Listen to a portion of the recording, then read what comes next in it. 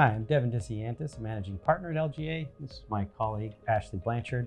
And we're going to talk a little bit today about this concept of wealth utilization.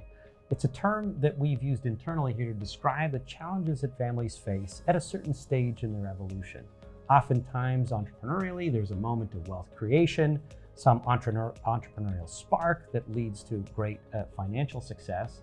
And at that point, families are grappling with the issue, if they're fortunate enough to be able to grapple with it, of having to preserve that wealth in some way and to sustain it and transfer it across generations.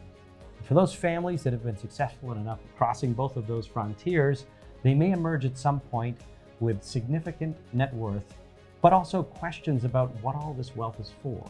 And these are the moments that we like to begin a conversation with families about wealth utilization.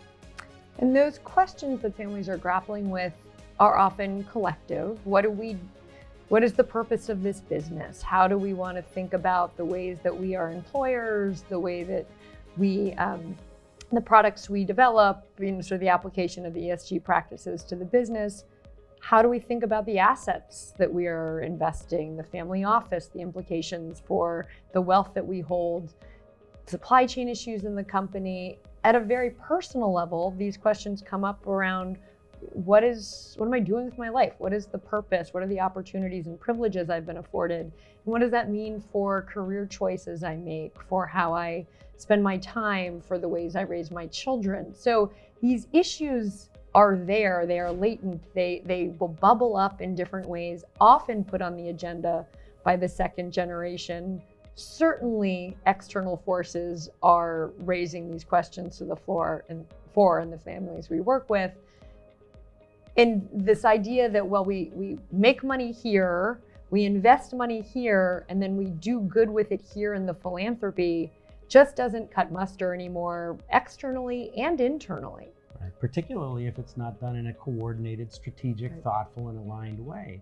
And these are questions that we find often come up in latter generations. Of course, when entrepreneurs are boots on the ground in a business, it's clear much of that control can be deployed through their leadership. But as we get into latter generations and family members become more removed from the enterprise, the emotional connection to the legacy is strained. And as they begin to think about the future, well, why am I a part of this construct? Why am I here? Why am I doing this with all of my friends, all of my family members?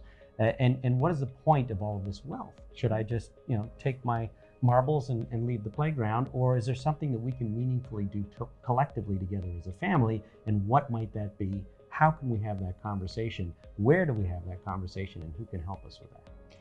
And the families that look holistically at the ways that they use not just their wealth, but their legacy, their name, all of the kind of capital that they have, do a much better job at creating and sustaining that connection to the family, to the company, to the legacy than those who think about it in very siloed ways. So we have, examples of clients where family members will ask in meetings, why are we creating a product that I wouldn't feed to my kids? We have examples, I can't tell you the number of times I've had conversations with elder generations related to the family foundation who are so disappointed that the next gen members aren't participating. And the next gen members are busy working in nonprofit organizations, they're in medical school, they're doing really productive, fulfilling, meaningful things with their lives. But wearing the hat of family philanthropist and traditional grant making may not be what's interesting or appealing to them. So when families step back and think about all the ways that they affect the world, they have a much better shot of finding spaces for people to participate that are meaningful and rewarding for them.